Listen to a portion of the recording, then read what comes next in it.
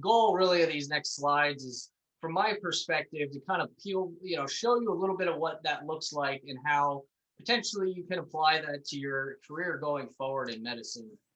And so the first sort of bit that I want to talk about is the fact leadership is accountable. And, we in the Marine Corps take that very seriously. So I thought I'd play this quick little clip for you to show you this is what day one at boot camp looks like and how seriously we take the training and the charge of leadership in the Marine Corps. Before training can begin, the drill instructors must take an oath in front of the series commander to reaffirm their commitment to the recruits and to the Marine Corps.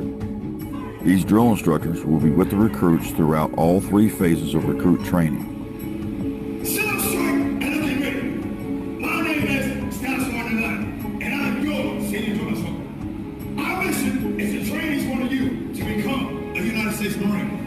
Drill instructors are handpicked from across the Marine Corps and are the epitome of what it is to be a United States Marine. So one of the things I thought was really powerful about this video is the idea that every training cycle, the drill instructors stand in front of their leadership and reaffirm their oath to train the recruits that are being placed in their charge. And I thought, man, how wild would medical education be if before every clinical rotation, you sat there while the residents that are going to be training you for the next 6 months reaffirmed their dedication to train you as a medical student over the next 6 weeks in front of their leadership, their program director, clerkship director. Now, obviously, these are different worlds. Medicine and the military are different worlds, but the philosophy, I think, is something you can take away as you sort of grow up into your own careers. You can be, every time you get a new junior medical student that's learning from you as an intern, you can reaffirm that oath to yourself to really take seriously the success of that student. Their failure is your failure. And I think when we get into a mindset where we don't take accountability for correctly training the people in our charge, that's when we really start to create a less positive culture for ourselves. And so good leadership should always be accountable. And if you don't have people around you to hold you accountable, you should try to surround yourself with people that will hold you accountable. And so that's sort of my first takeaway here. Before training can begin.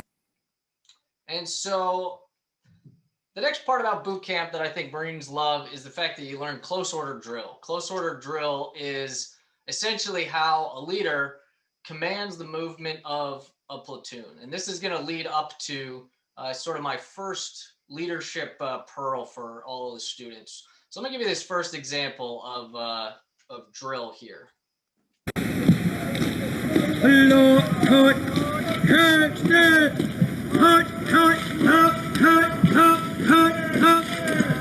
Now I'd like you to kind of take that and compare that to this example of a drill instructor calling a cadence. Hello, hello, hello, hello, hello, hello, hello, hello, hello, hello, hello. And so the reason I kind of give this comparing picture is because in my mind, these are examples of leaders that are both effective. One's issuing the commands are being followed, and the unit's moving as expected. But the second example, the leadership styles being conducted in a way where they're filling their cadence with song. They're closing the gaps in between the commands. They're still issuing the same commands at the same intervals, and they're still moving the platoon in the exact direction that they need to move the platoon, but they're doing it in a way, as I call, where they're really inspiring their platoon. They're instilling a sense of ability for the platoon to march, not just at the right intervals and the right commands, but doing it in a way where the platoon is inspired to march with passion. And when I think about this in a leadership perspective, I think this is the difference between leaders who simply issue commands and get a response, and leaders who fill the time in between issuing those commands with doing things like asking you about your family, talking to you about what's going on in your life. And they're still issuing the same commands. They're still driving the platoon in the same way, but they're doing it in a way where the members of the platoon unit are inspired, they're encouraged, and they march with a different sort of passion than if you're just issuing commands at the right intervals. And I think that's the difference between good leadership and great leadership. And I hope you see moving forward that it's this filling of your cadence with genuine care about the people in your platoon, the desire to drive them, that will make you a better leader. So think about, my takeaway here would really be, think about how you can fill your cadence as a leader in a way that really brings passion to the people that are marching for you. Hey everyone, Ryan Rad here from Neurosurgerytraining.org. If you like that video, subscribe and donate to keep our content available for medical students across the world.